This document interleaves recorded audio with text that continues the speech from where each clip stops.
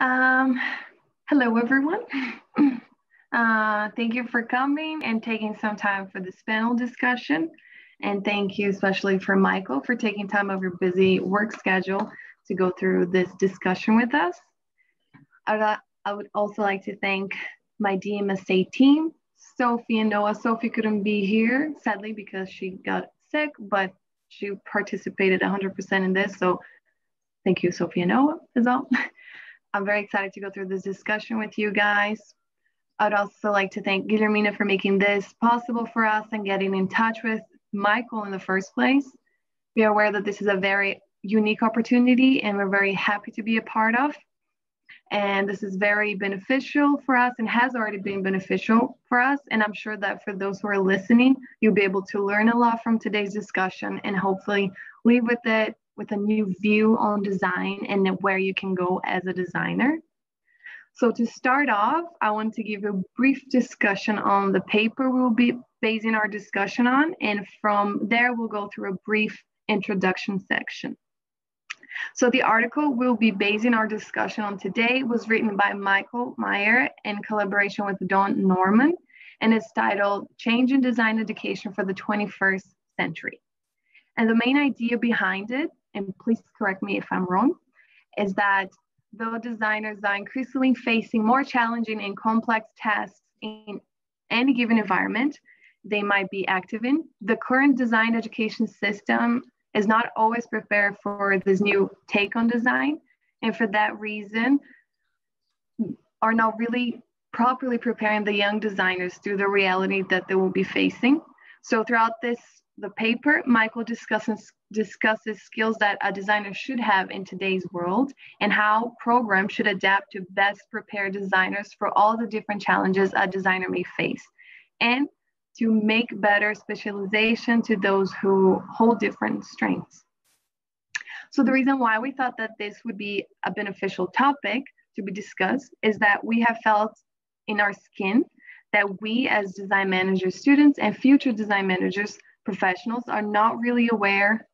I'm not really aware of the skills that we can offer to an employer and how we can properly sell ourselves as professionals and valuable and valid designers. So therefore, we believe that in this conversation, we'll be able to learn a bit more on what these skills are and how each of us fit in this new understanding of what design is and what we can do to be the change that we want. So before we begin, I think it would be really nice to introduce ourselves a bit and starting from us at DMI, then hear more about Michael and his take on the article and how does he think it helps students and users and citizens alike. And I can start since I'm already doing the talking. So my name is Marina. I am Brazilian and Canadian. I moved from Toronto to Switzerland in 2019 to study DMI at HASLU. I really saw myself in the description of the course and I have not been disappointed in what I have been learning in this program. I'm almost done with my second year and I'm moving to my third year of DMI. And I'm currently doing my internship at Victorinox with the Travel Gear product development team. And I'm loving it, as it's really exciting to see the things that I've learned in school being put into practice. That's what I have now. Thank you very much. Noah? Yeah. Hello, everyone, and thanks, Marina, for the great introduction. I can only support what you already said, and thanks all of you for being here. My name is Noah. I'm from the second year, and as most of my classmates, I'm also doing an internship at the moment. I'm in my third month at Fjords, which is a design agency, and I'm doing service design. And as Marina already said, it's been amazing to learn and reflect on our skills and competencies and also on our mindsets that we took away from design management. So I think this will be a super interesting exchange. And I'm really happy to contribute to the conversation. And I think now I'll hand over to Guillermina, if you want to quickly say something, or otherwise we can hand over directly to Michael. I think that we go straight to Michael. Thank you, Noah. Well, hello. Can everyone hear me okay? Yes. Yes. Yeah. Great. So my name is Michael Meyer, and greetings from the East Coast of the United States. I am actually visiting relatives in New Hampshire, which is tucked up in the upper right corner of the United States, the area known as New England, in part because it was the first part of the United States settled by the early colonists. That also sort of explains why I've got my vacation beard going on. So hopefully it's a symbol of the relaxed and freewheeling conversation that we'll have today. So I think that Don and I, a few months ago, had an opportunity to speak with most everybody who's here in one of our earlier conversations with the folks in the faculty, the students in the faculty in your design management program. So I'll admit the lengthy biography where I talk about how wonderful I am and how awesome my career has been. Maybe just give you a simple reminder that I think right now I'm really sort of in my third career. I started off as a nuclear engineer, leading teams of technicians in highly specialized work. My second career was as a designer and a manager of designers, leader of design studios at places like IDEO, where I started the design strategy practice, Frog Design, where I led our West Coast studios, and Adaptive Path, where I was CEO of the company and helped us expand to our presence in Europe and Austin, Texas. And now I'm a full-time academic teaching in the business school at the University of California in San Diego, which to most people who don't have the background that we generally share, they think that that's an odd thing. A professor of design in a business school. Hopefully it's not surprising to any of us that are here in this conversation, because we already understand the power that business, the design perspective, the tools, the frameworks, the way of approaching problems and working through problems, we understand and appreciate and want to bring to the world. The power of that in combination with the tools and perspectives and capabilities of businesses. I think it's relevant because as I look at the backgrounds of the students in this program and the faculty, frankly, in this program, I see that we all come from kind of similarly interesting, varied, sometimes eclectic backgrounds. Certainly backgrounds that people would not think typical of designers. And in a way, that's kind of the theme of our conversation today, that the reality of who we are as designers and design managers doesn't match the stereotypes of what the rest of the world thinks that designers and design managers are, if in fact the rest of the world is able to form an opinion of who we are and what we can do. And that's one of the critical problems facing us, and one of our critical tasks is to be able to communicate that clearly. We talked earlier about this paper that Don and I wrote together about the future of design education for the 21st century. And you know, one of the themes in that paper is that design is very much at an inflection point. Design as a practice, design as an academic field, design as a profession. We are in the midst of a transition from being a trade to a profession. And that's a really difficult period of transition.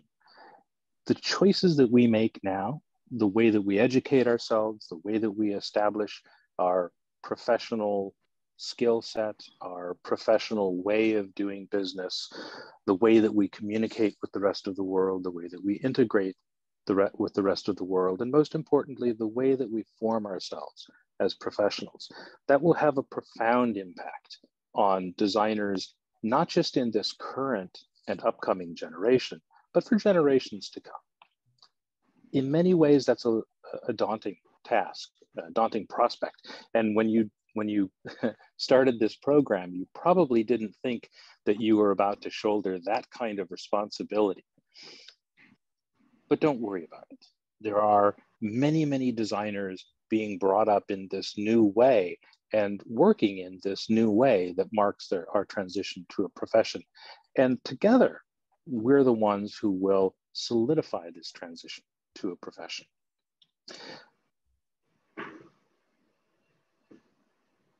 And we also don't need to feel daunted by that, because there are other professions that have gone through a similar transition from a trade to a profession.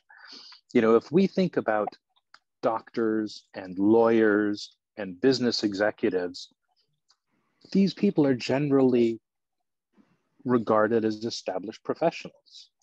Certainly doctors, I think we all would acknowledge, are widely respected for their expertise, their professionalism, for the way that they care for us as people and patients. Lawyers and business people, well, they have the occasional bad apple, but they're established professions and well-regarded professions.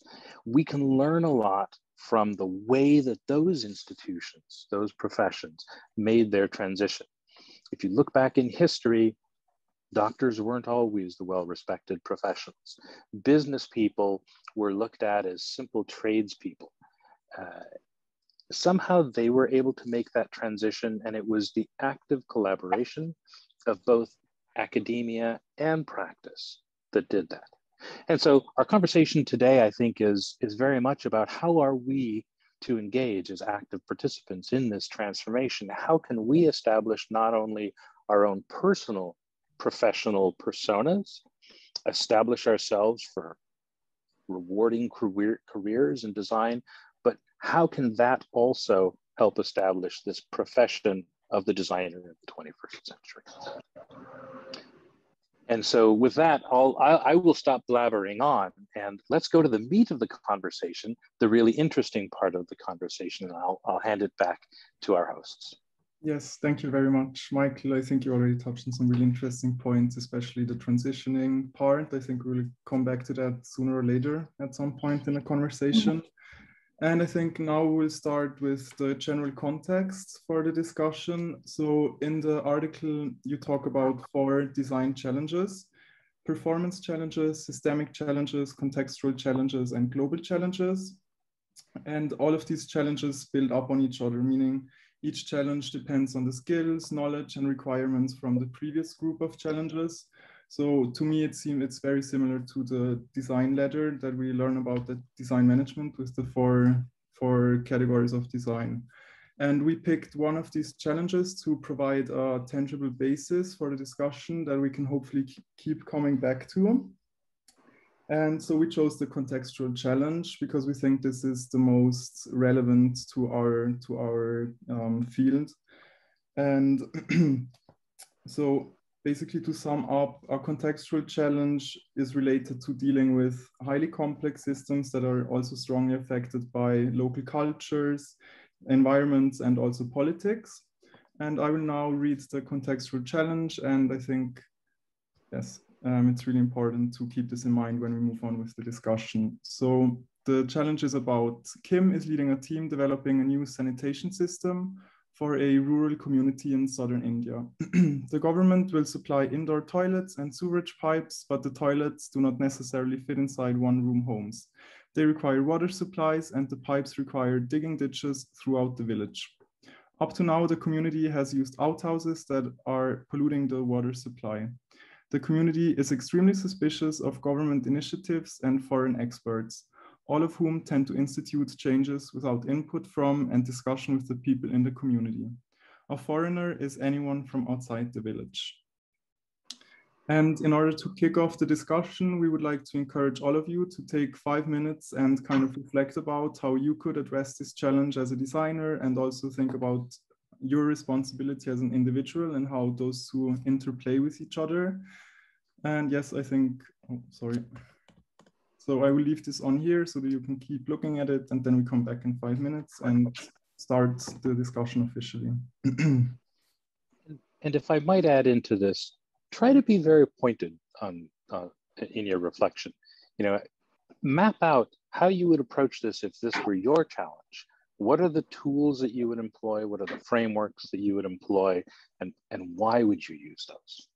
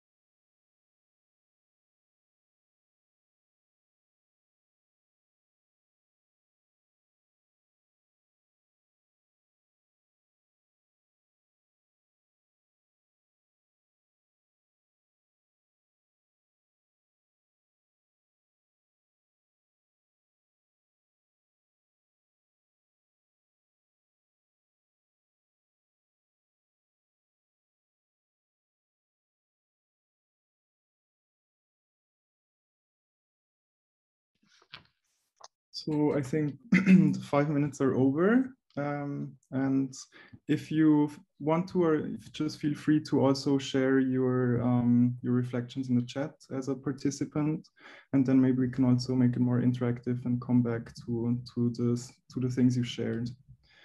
Anyways, we want to start the discussion with this question, as I already said. So what are our design skills? And let's try and contextualize them in the example that I showed.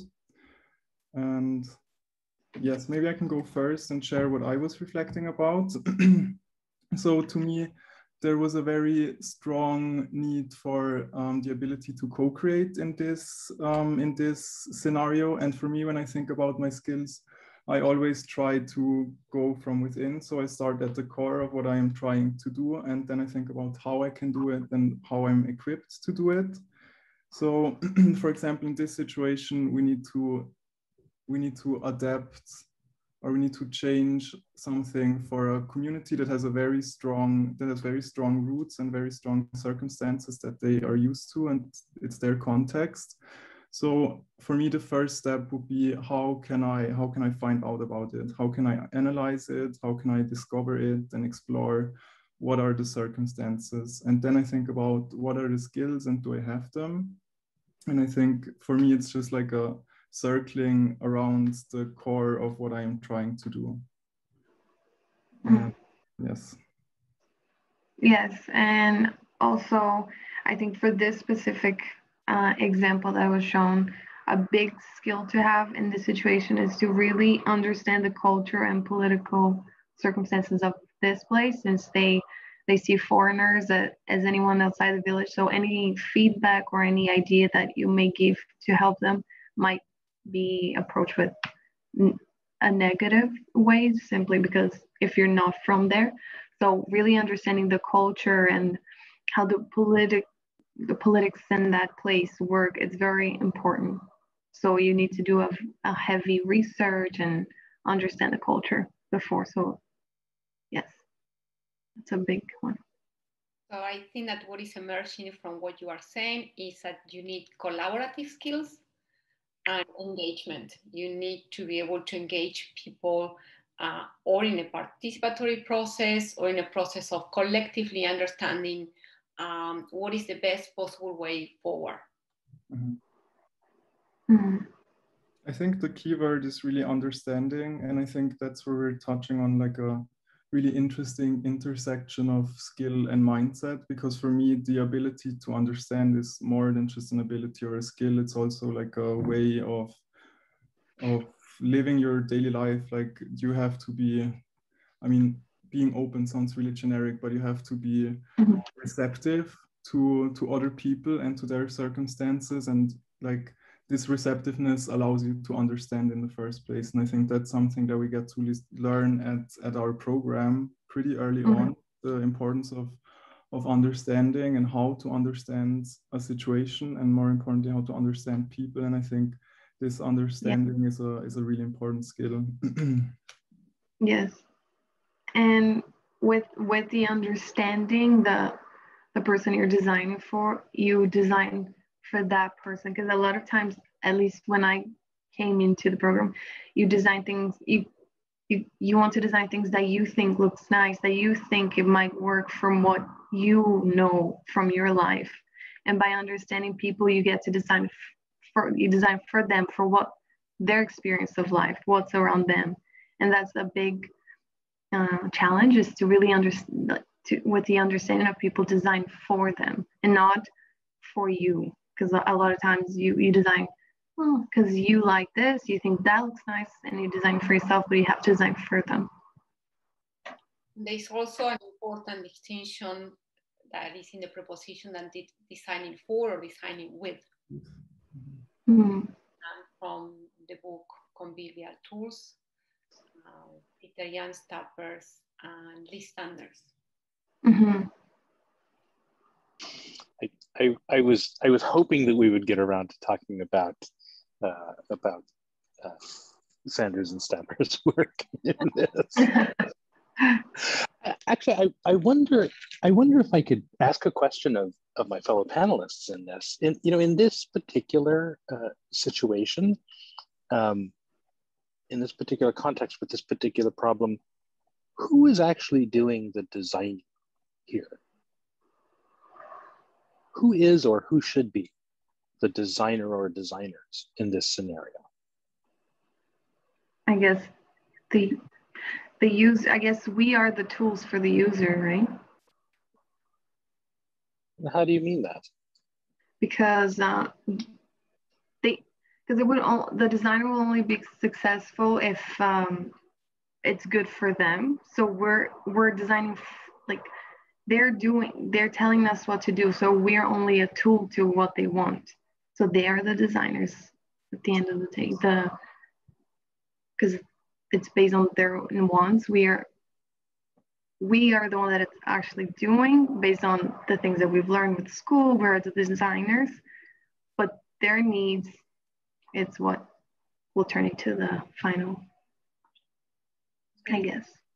Yeah, maybe if I can add to that, I think the skill of design facilitation and making design tangible and accessible is also a very important one that I think we are also equipped with at the program. I think we get to learn a lot about these co-creation methods, but at the end of the day, is as you said, Michael, the designers are both of us. Like, it's a collaborative process, and I think that's really important, and we shouldn't underestimate the capacities that we could achieve if we create together. And like, we are just the facilitators of design, and design, I think, as we see with this example, it's not a usual context that other design schools talk about. So I think it also shows that it can be anywhere.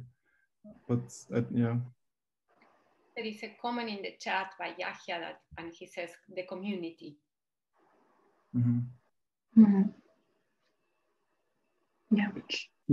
Which to me sort of tees up two interesting questions. Is one, how do we define this community? How do we, it's easy to talk about community, but community is really just, it's composed of a bunch of individuals.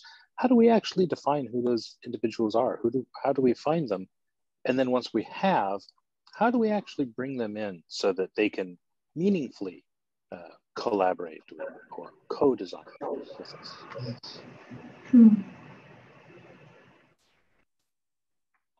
Do you mean like a community representative? Like one who would we reach out as designer that would represent that community? I mean, how do you even know who to ask? Community.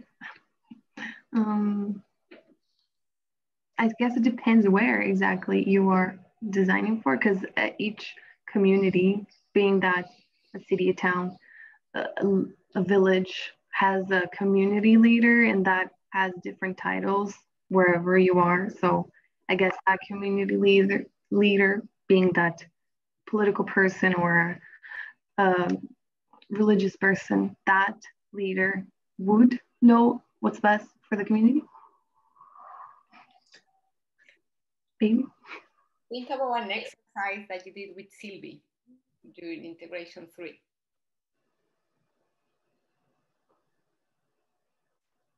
You were using a tool to map, and the tool is called Stakeholder Mapping. Mm-hmm. Mm-hmm. So that could be the beginning for you to start saying, where do I start? Who do I contact first? Yeah. I think that's it reminds me of, in the article you mentioned the term practitioner knowledge, and I think the definition that's listed is knowing wait, let me see my notes. Knowing what needs to be done and how to do it. And I think this is a great example of that. Like, where do you even start? How do you find out? Like, the first step would obviously be finding the problem, but then again, like, who does the problem concern, and continuing to know how to do it. And I think with the project-based approach that we have in most courses at our school, we learn a bit of practitioner knowledge. At the end of the day, it still depends on professional experience, but I think that's like knowing where to start is a key skill that we hopefully learn. And I really like the term practitioner knowledge. I think it's it's really fitting, even though I'm not 100% sure if it can be considered a skill, because it's more of a knowledge body that incorporates skills. I don't know. What do you think, Michael? Well, I think, I mean, I want to go back to what you were talking about a little bit earlier in this conversation, that the both of you were talking about the importance of, you know, kind of shifting from this, I am designing this thing because I think that it is what's best, shifting from that to the user-centered approach, which is understanding that, I'm designing for another person, or rather design is when we are making things for other people. And so I need to understand that person's perspective and that person's context and that person's needs, and I need to design for them. Like that is maybe the first order of the expansion of a designer's perspective, that we're designing for other people. And then, you know, as Guillermina points out, we have another tool that really kind of takes us to the second order, the stakeholder mapping, where we understand, we're not necessarily designing for another individual, we're designing for a universe of individuals, a collection of individuals. Because if we just go to say, you know, if we say to ourselves, we're designing for the community, and so I'm looking for the leader in the community, all we're doing is shifting, we're exchanging one kind of expert design for another kind of expert design. We know that it doesn't work when we take the role of the experts and say, I know best, I'm going to design this thing. Mm-hmm. Why would the community leaders know best? They may know better than we do. Mm-hmm. They may actually know best, but the community at large will more likely know best. And so the stakeholder mapping is a first step to make sure that we're being properly inclusive in our designs. And we also have another tool, and we've talked about, you know, participatory design. You know, the toolkit there is just, it's rich, and it's also slightly scary, because in a sense, we sometimes feel like we're letting go of our responsibility to craft the solution, craft the object, the system, the product, whatever, and we're sort of handing it over to a bunch of people. But it's a really powerful toolkit, and I'm assuming that at least a portion of our class assembled here has learned and practiced these tools of participatory design or co-design. Mm-hmm. Makes a lot of sense. Yeah, I think, I mean, for me, the point of letting go of the authority of doing the design, I think it's it's a process of sharing. For me, it's also a process of understanding and acknowledging, like, or humbling yourself in a way, because, you know, it's not like, I mean, you also talk about this in the article, why is design education the way it is now? I mean, back in the days, like in the last century, it was really like that, like we make the design, we give it to you, and that's it. And we know what to do. And I think letting go of that is a really, as you mentioned earlier, it's a transition. It's a huge transition for all of us. And I think especially for people who had that education, it's even more challenging, because for Marina and me, it's like we enter this world and we're in the middle of the change. And yeah, maybe also to that, I want to say, I mean, we have a pretty unique prerequisite for such a transition, because we know how to design transitions, or at least how to adapt to such transitions. And I think that's a really unique circumstance that we have. Mm-hmm. And also a skill in a way. And I think that Yehia, if I'm pronouncing your name correctly, if I'm not, I apologize. But I think Yehia makes he captures it very nicely in chat, when they say that the role of the designer or the design manager has become one of facilitator in this context. You know, and if you look at some of the tools of participatory design or co-design, we're using those unique skills that we have as designers to craft the tools that the individuals in the community can use to really communicate their needs and point us towards the solution. I'm thinking of some of the, if you've ever been involved in an urban planning exercise where we're trying to decide where does the streetcar line go? Where does the power station go?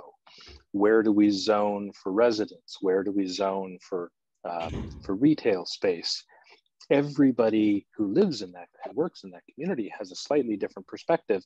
And one of the things that we do as designers is we craft these essentially building blocks where people can put them where they think they ought to go and discover how their different needs clash sometimes, and can start working out the details amongst themselves of what would be good trade-offs for everybody concerned.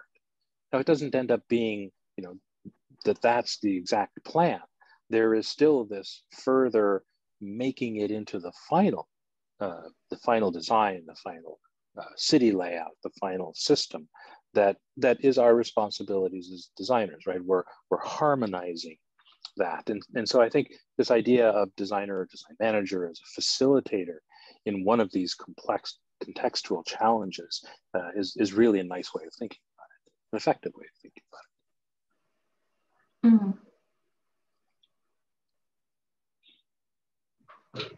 Yeah, I agree. So after the stakeholder mapping, what will you do next?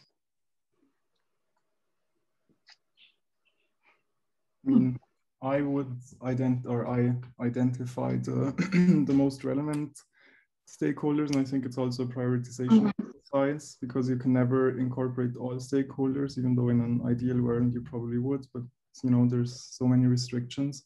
So I would first identify the not the necessary ones, but the most relevant ones, the main ones, yes. And then, then it's really, we all know every project is individual. And I think from there, you kind of need to adjust your approach and see which stakeholder requires what kind of attention, what kind of approach. So I think there is no generic or general answer for that. But at least, I don't know.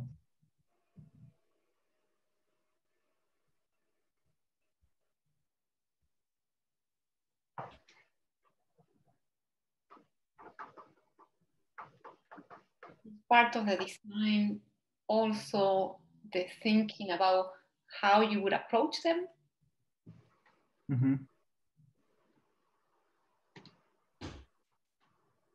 Would you send an email? Would you send a written letter? Would you send?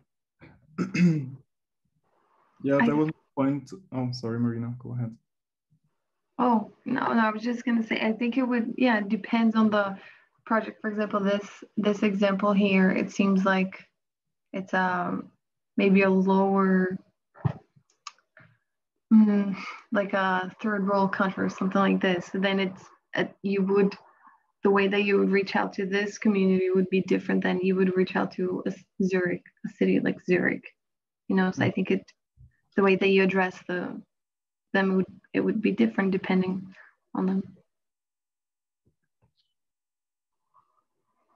Yeah, and I think this circles back to the point we were making earlier. It's a contextual challenge, and I think that's the context. You need to know the context, you need to be able to analyze the context, you need to understand the context, you need to adapt to the context. So, it's all about the context, basically. But I think that's where our skills are also located, in adapting to different contexts, because it's not just we don't just have the skills as a static given set, but we have on top of that, I think we have the ability to adapt our skills, which is ironically also a skill in my opinion. But I think there was, I forget his name, he invented Cradle to Cradle. We had him last semester. Noah, do you remember his name? Mike? Kellin. No, not him. No, then I'm. The American person. The American. So anyway, in the past, he was very big on Cradle to Cradle, on circularity, and he created this city in China, which was 100% sustainable, everything, it was perfect in theory, absolutely perfect. And he created this city, and it didn't work because he didn't work with the community. And I think it's a very good example of this. He didn't work together with the community, and it was farmers. And then he wanted to bring these people to this very high tech and different lifestyle, and it just didn't happen. And the way that he had planned the city wasn't is it feng shui? Is it this the name that Chinese, they have, you know, Mm-hmm.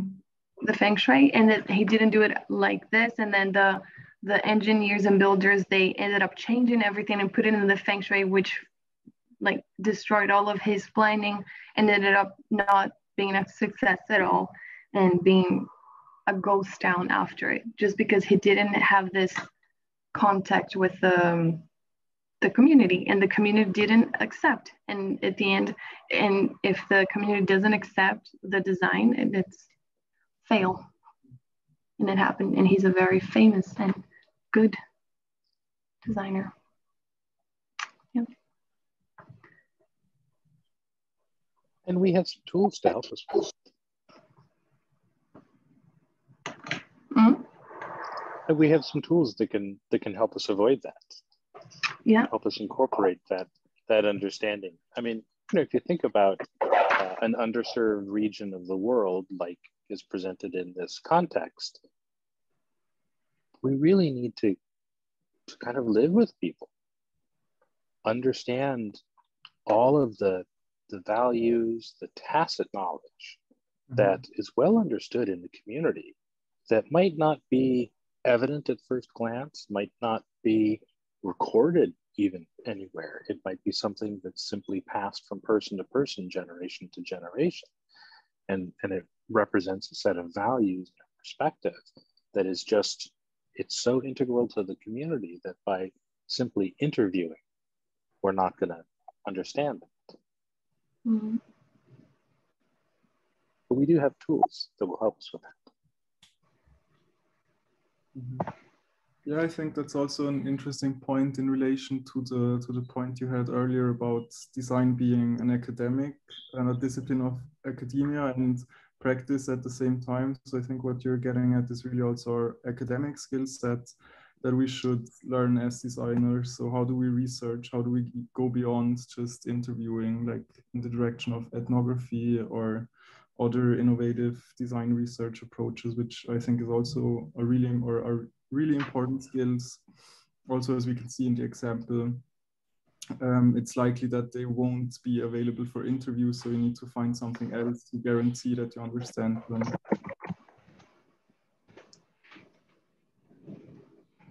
Yes, Daniel, that was the name I was looking for. I'm very bad with names. Yes, that's fine.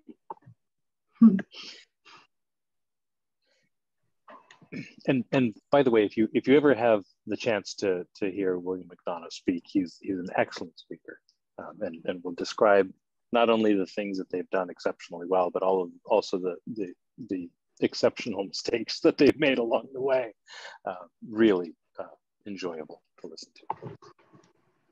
Mm-hmm.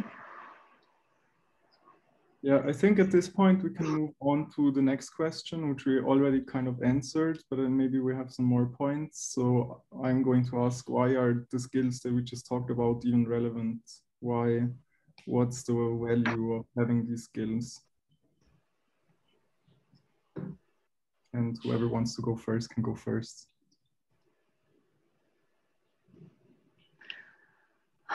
I think it goes in what we were saying and why they're relevant, because you can only design something that is successful when you are integrated with the community, and that's why you need to have the skills, like you mentioned, of understanding, of engagement with the people, and it's necessary. It's like it's of extreme relevance, really. Mm-hmm. I think it goes with what we were saying before. Yeah, I mean, I think for me, what I just realized is also we have a really big responsibility as designers, because often we are given impact in the form of, I don't know, of a position or a project or whatever it might be. But usually as a designer, you have a really high responsibility. And I mean, I think we all know examples of really bad design that had a bad impact. So I think having a carefully curated skill set is really essential to acknowledge and take the responsibility in a meaningful way, and not in a way that will hurt communities or the environment or whatever constituents. Yes. Do not harm. Exactly. Yeah, but I think for this question, we can move on to the next one, which is actually the core of the discussion, or more important. So how can we communicate these skills? How can we communicate them to people who are maybe not in the design world, or are not as affiliated with all of these terms and methods and stuff? How can we convey our profession, our messages?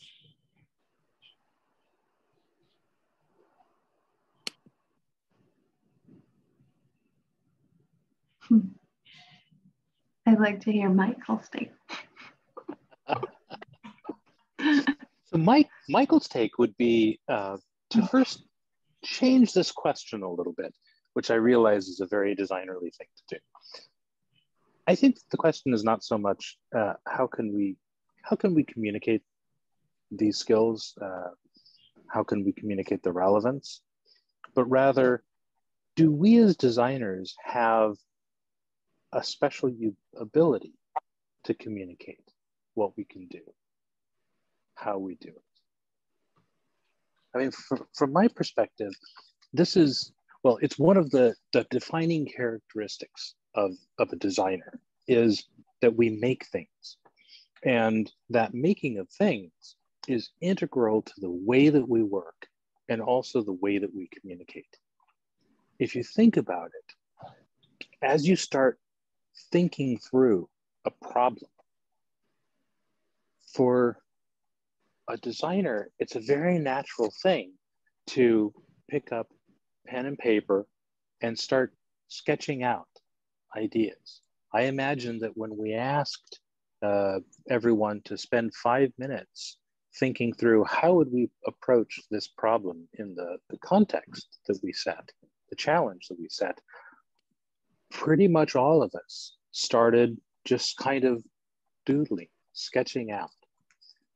That making things tangible is a unique characteristic of designer. It's one that we really ought to be careful that we don't let go as we develop our profession, and as we develop our toolkit, and as we develop how we teach, to keep that hands-on making orientation, because it is a particularly effective way of communicating to non-designers and to fellow designers.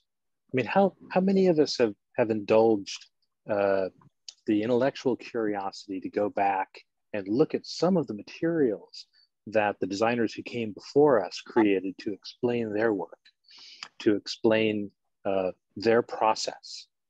Certainly the Eameses were phenomenal filmmakers. And if you go back, you can see not only the films that they've created to help other people explain concepts, like the Mathematica exhibit and the mathematics film that they created with and for IBM for the World's Fair, but also their own films where they explained their own work. The retrospective on their studio, the very pointed explanation of the Polaroid camera that they designed. They crafted a film to explain how it ended up being that way, what their thinking was behind it. We can do that as well. We ought to do that as well. We actually have a very formalized toolkit. It's part of service design that helps us understand that we ought to be mapping out the customer journey, explaining to businesses, to organizations, what it should look like from the perspective of their customer, which is really what they care about, or ought to care about. Mm-hmm.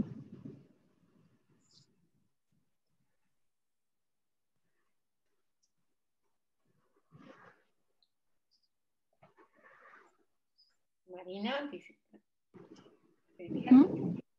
Yes, I'm taking them. Yes, very interesting. Mm-hmm.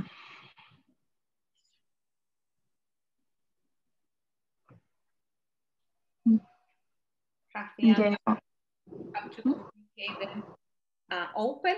Do you have new ideas about how to communicate the toolkit?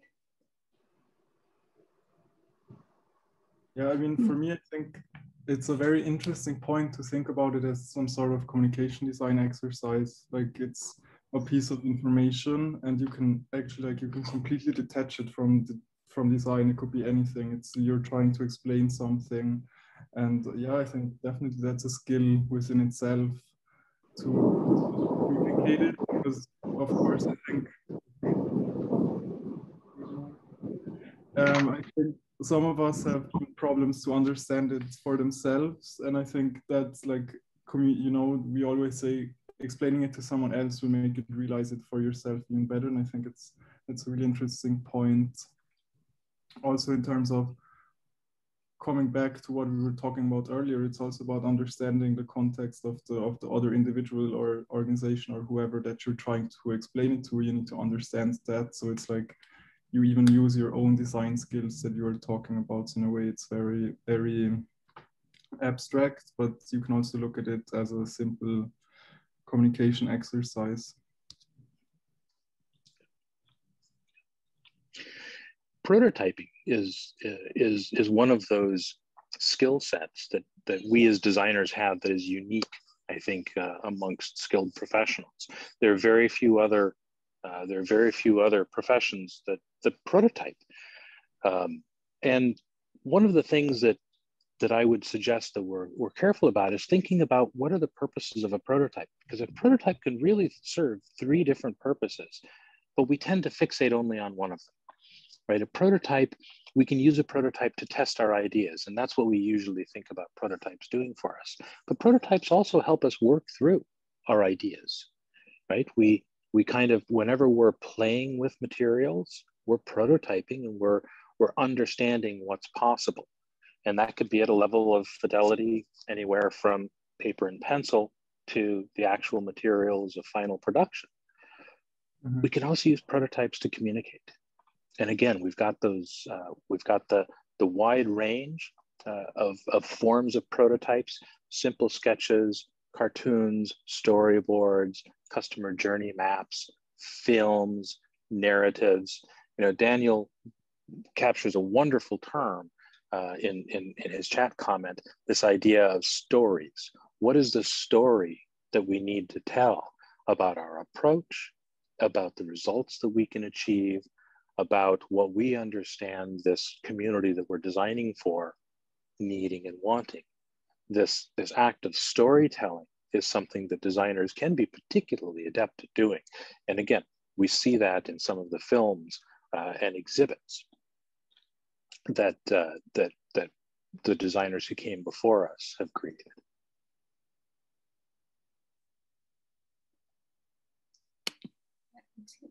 It seems that Jorge cannot see the... Jorge, if you click chat, you might be able to see all the comments.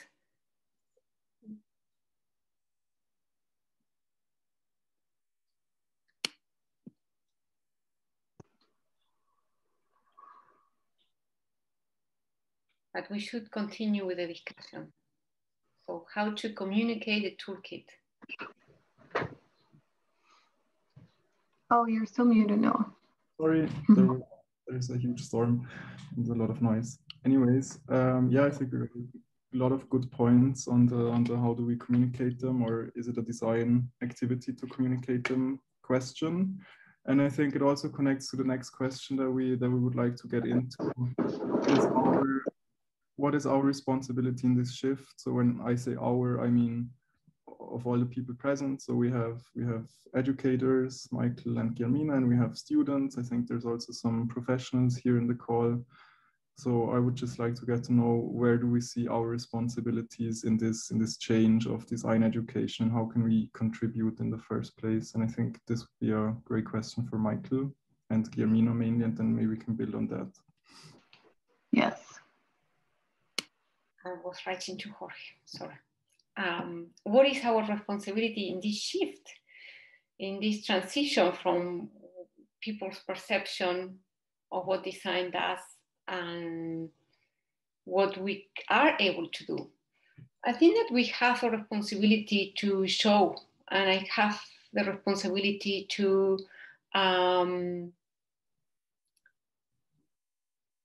help people see what are the different things that we can offer.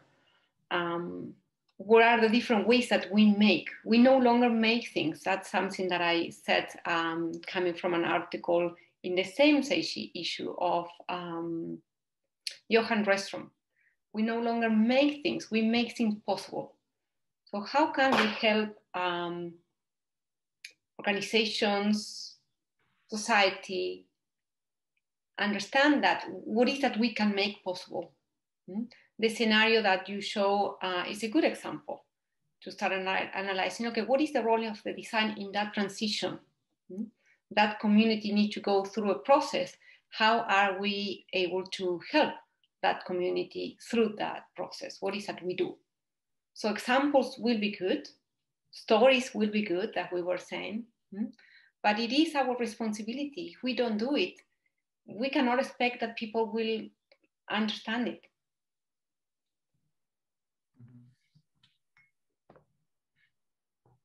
It is our job to show what we are able to do.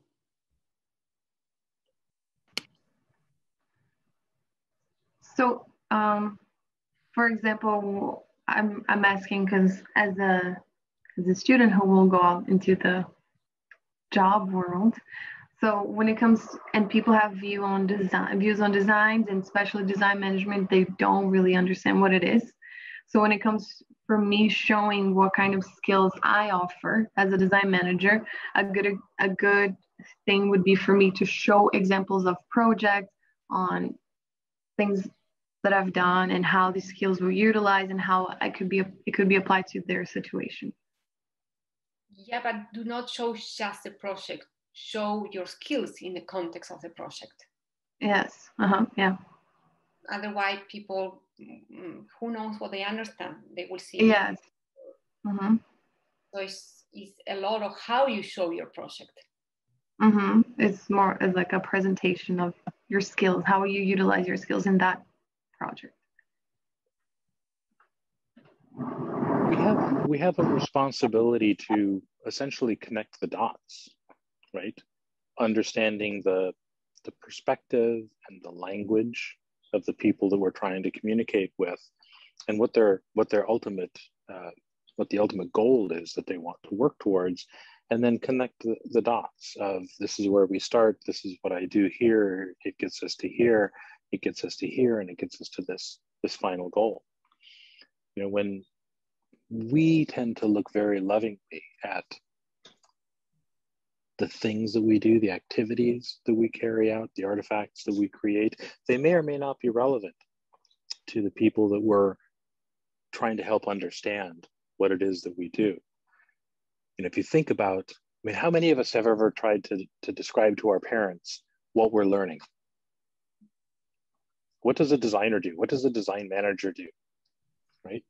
Mom, Dad, why don't you understand? Can you just trust me? It's going to be great, right? And I'll be fine. Well, think about it from their perspective, right? Put on your user-centered hat. What are they concerned about? What's language that they'll understand? I mean, they want to know that you're going to have a good life. They want to know that you're going to have a successful and satisfying career. We need to speak in that language for your parents. And so maybe we don't need to get into all of the details of everything that we do. Maybe we need to get into just enough detail so that people can see the connections. You know, if I think about well, I think that when the last time that we were together, we talked about this idea that companies don't necessarily want design, they want results.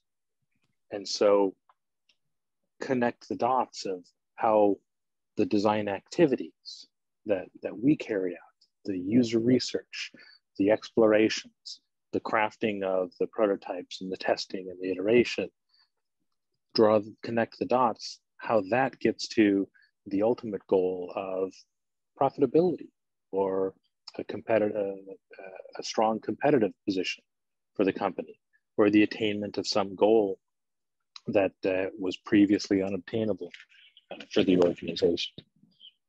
We have a responsibility to help people understand that and not just get frustrated when they don't understand it. Mm-hmm. Just like our parents. Yeah, I think the helping to understand part is really important, but I have a follow-up question that I was also wondering about during the article. So, I mean, we all know that we live in a very, I think it's safe to say that it's an extremely fast-paced environment, at all times. Our world is so fast, and the requirements and needs and everything is shifting and changing all the time. And what I kept wondering was, how do we adapt so quickly to this with such an institutionalized element like education? How can we keep adapting to this change? I mean, for you as educators, how can you help us understand the speed and the need for adaptation? I think that's... Yeah, so this is a critical question, and frankly, I think I mean it's great that you seize on that question, because it's an underappreciated problem. Having a robust and well-prepared professoriate that is able to educate the next generation of practicing designers, as well as the next generation of design educators, that ends up being one of the kind of the key sort of a linchpin. Everything depends upon being able to get that right, or at least this is one of the necessary conditions to really transform design into this fully rounded profession. We see in the history of other professions that have gone through similar transformation that there's a bit of a cycling around being too academic focused, being too practice focused, and there is eventually we kind of iterate our way towards sort of the right balance. Mm-hmm. Now that we understand, we can look at the other professions that have gone through these transformations. We understand that this is going to happen, that we need to have enough of a connection to practice in our education system so that we remain relevant. We also need to have enough independence in the educational portion of our system so that we remain rigorous or move towards rigor in our understanding of design. And it's really balancing these two considerations of relevance to practice and rigor in the academic sense that will help us move design solidly into the established profession category. And so to do that, we need a tight integration. We need to have enough cutting edge practicing designers connected with our educational institutions, teaching with our educational institutions, collaborating with the academics who are conducting research. And we also need to have academics who really are carrying the standard for rigor within the academic field of design, and are ensuring that these new discoveries really do get reflected back into both practice and teaching in our design schools and in the design firms out in the world. And it's that working together that's really critical from my perspective. I think, Michael, that the word rigor is key. Noah before mentioned, do we need academic skills? And I think that they are not academic skills, but they are rigor skills. So really to be able to show this is the understanding of the problem that I was able to collect working with the community.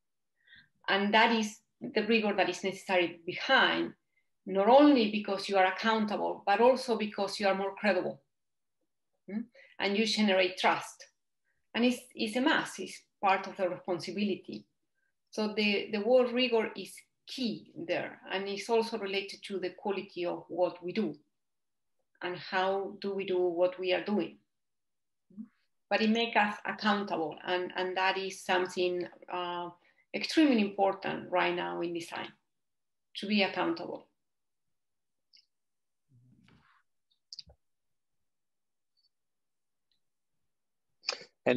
And to be rigorous not only in the formation of our field, but also in the details of the work. And one of the, I also really keep coming back to that term rigor.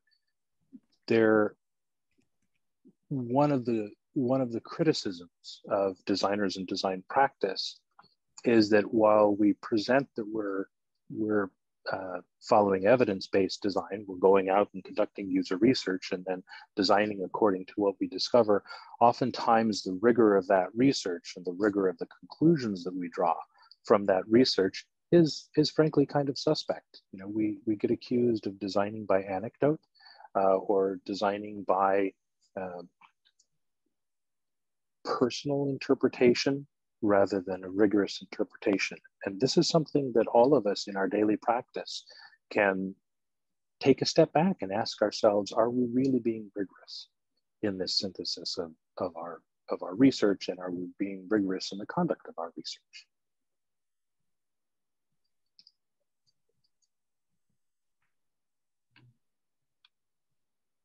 I think we're in the last few minutes of the discussion now, so I think it would be interesting to answer the questions that were asked in the chat. So at the moment we have one question, but it's a really intense one, I think. So I think we can close with the question from the attendees.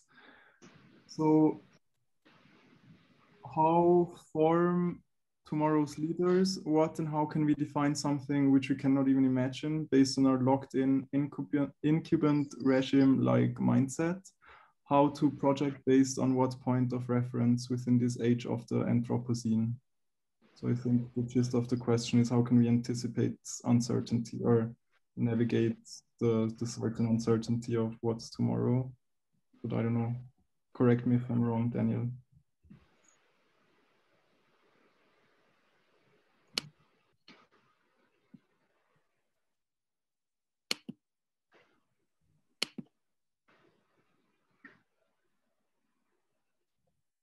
Yeah, no, so I would actually like to underscore Daniel's last comment. I completely agree that it is, we have not left behind the time that we make things.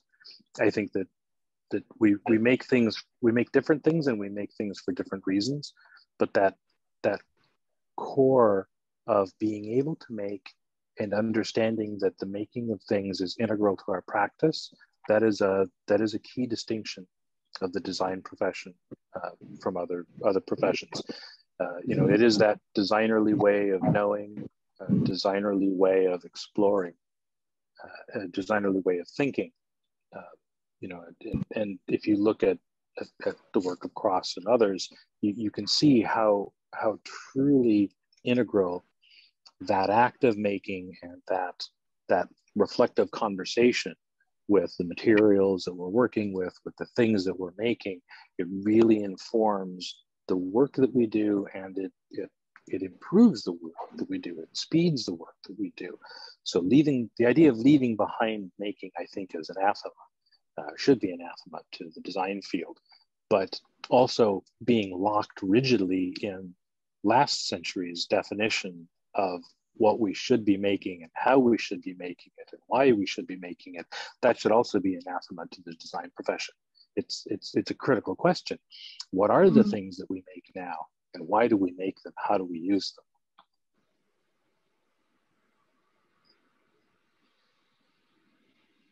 And to Daniel's first questions, I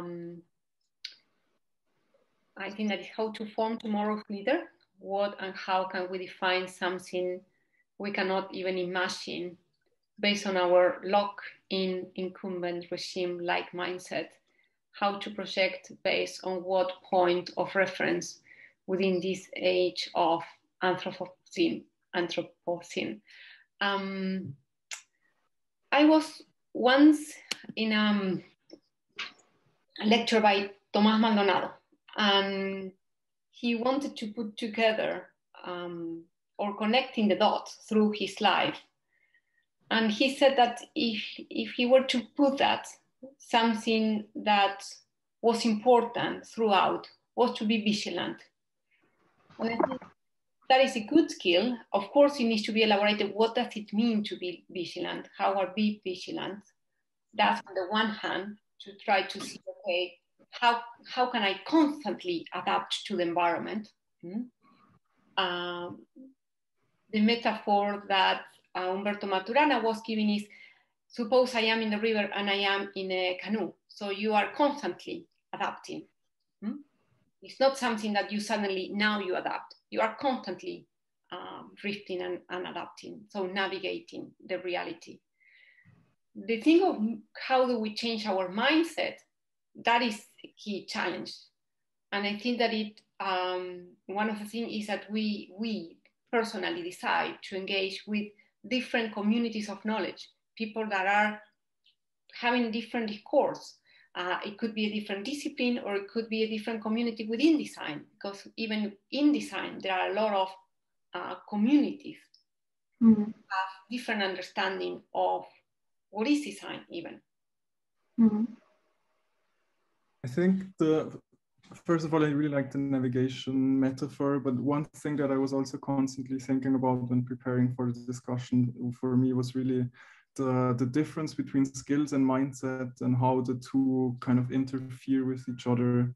Like for me, I was wondering, is your goal as an educational institution to give us a mindset or to enable us to form our own mindsets? And like, I think that's one of my key questions that I had, because for me as a student, I'm really hoping to not only learn skills and practice, but to only take a mindset away when I graduate next year. Yeah. And I think it's already happening, but I was just wondering if it's like an intentional process behind it, or yeah.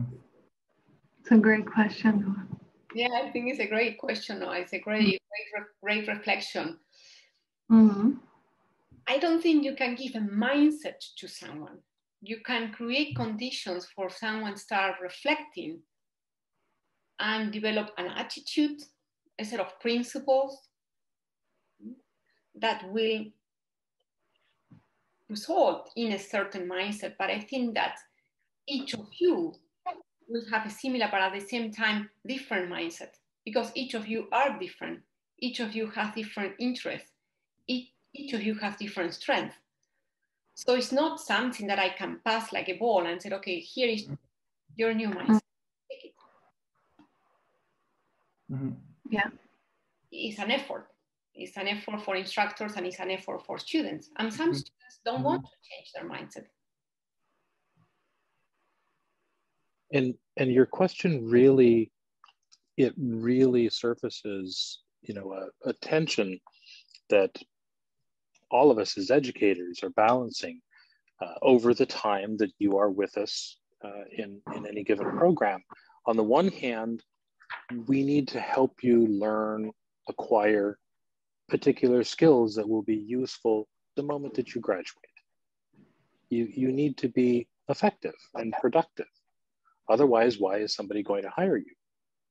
But if we're only giving you those immediately useful skills, those tools, then we're not preparing you for a successful, long career. We need to help you not just understand, not just develop the habits of continuous learning, but also we need to help you adopt the values that continuous learning as a designer really is important. There are any number of, like, I think about I think about a colleague of mine. So when I was an undergraduate, I was at Berkeley, University of California, and a friend of mine was in the engineering program there. And one of the things that he discovered as he was graduating, much to his chagrin, was that the Berkeley graduate engineers were not well regarded by employers because they were not immediately useful. They were taught the theory and the perspective, the way of approaching problems that was going to be robust and help them grow throughout a 30, 40-year career. But it actually shortchanged them on the immediately useful skill set. But if you looked at those engineers 20 years after they had graduated, they were the ones who were doing the really challenging, really interesting, really cutting edge work, which was tremendously valuable. But it took some time, some maturation, some advance in the field of engineering for the perspective and the way of approaching the problem that they had learned to really express itself as valuable. And so that's, hopefully I'm not giving away any secrets that my colleagues will be upset about, but that is one of the fundamental tensions that we balance. We would be doing a tremendous disservice if all we did was teach people how to drive Photoshop, for example. And none of us would ever approach the educational task that way. But finding that balance between the immediately useful tool set and the beginnings of developing the mindset and the appreciation of that kind of lifelong maturation as a professional, that's a critical question. Mm-hmm. Mm-hmm.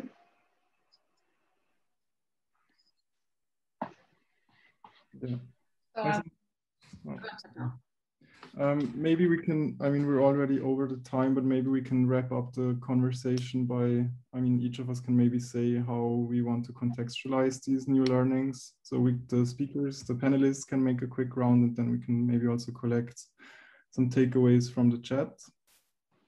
And I can go first.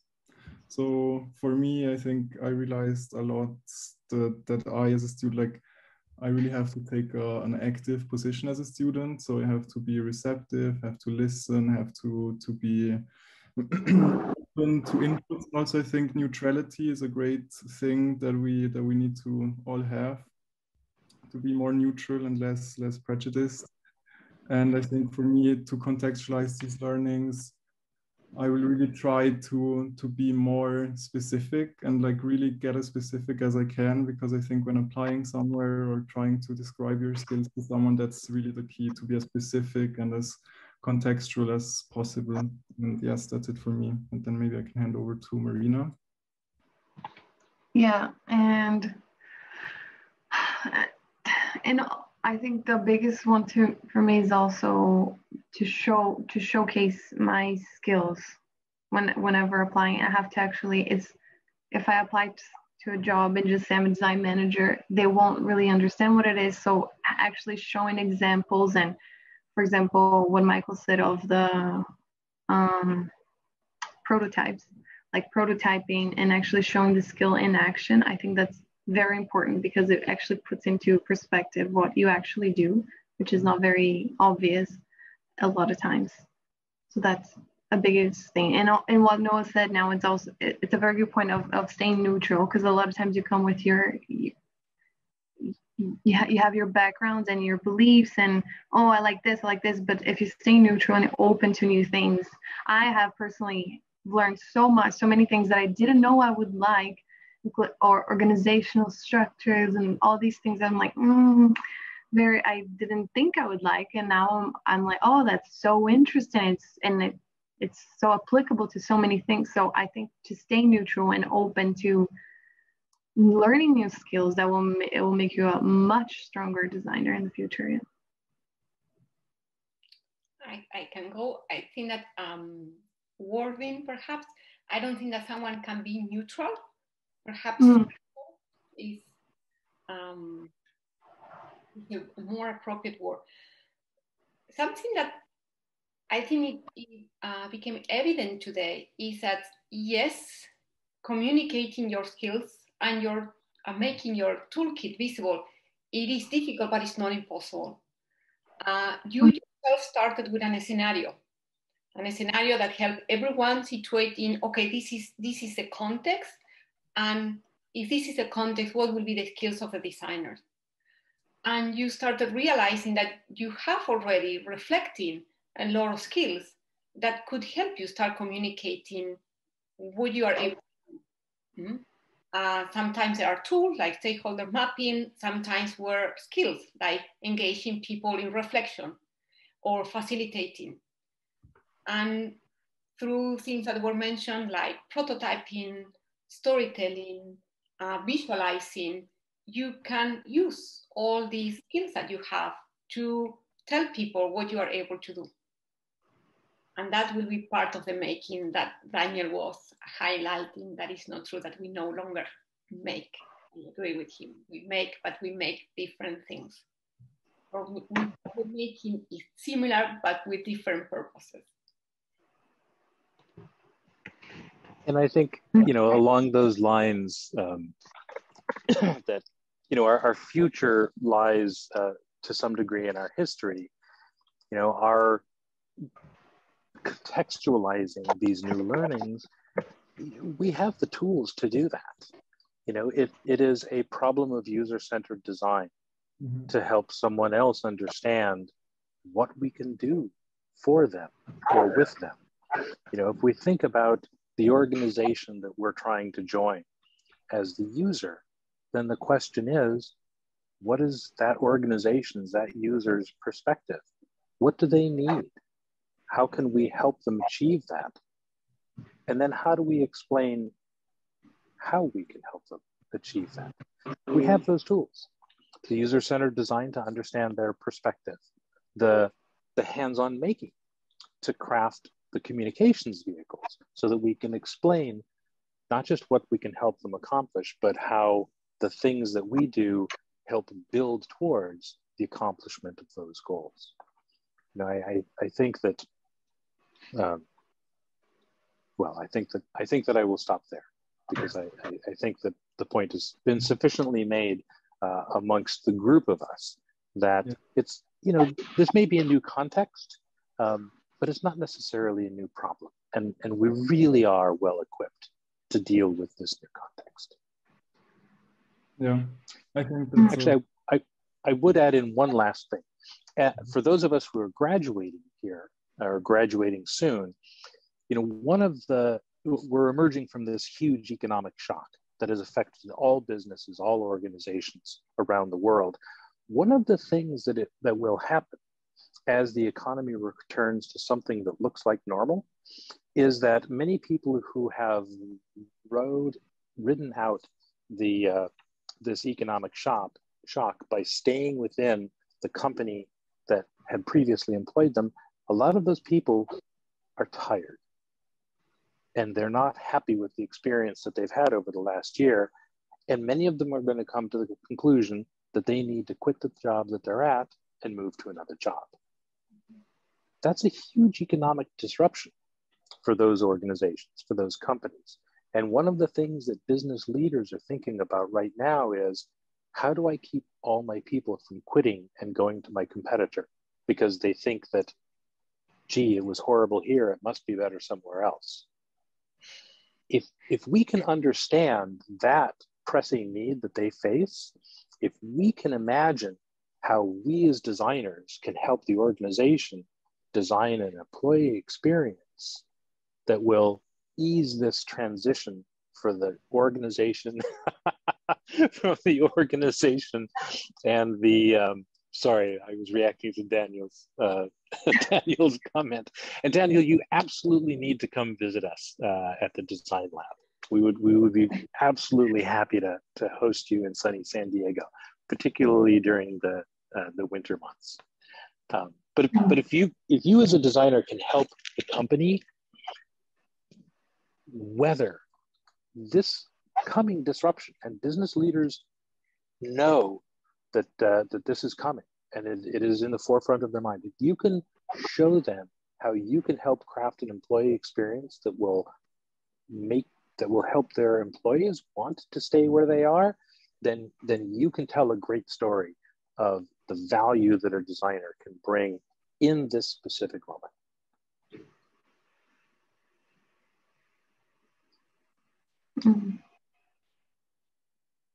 You're muted. And now I'll shut up and stop interrupting you. All good. It was really interesting, and I think you made a great closing statement that if you, or to me at least, it seems like if you first of all understand a situation and then are able to frame it properly, you can put like everything as either a user-centric design challenge or also as a systemic design challenge. So I think also what we've been talking about, it's either one of those challenges or even combined. And I think that's a great point to leave the discussion because we're already 15 minutes over the planned time. I would like to thank all of you again for participating very actively in the chat, and also of course to Michael and Carmina again. Yeah, I think that's it. Have a great night, everyone. Thank you. Thank you. Thank you. It has been a pleasure. Thank you. Thank you. Thank you all. Thank you for the invitation. I've enjoyed our conversation.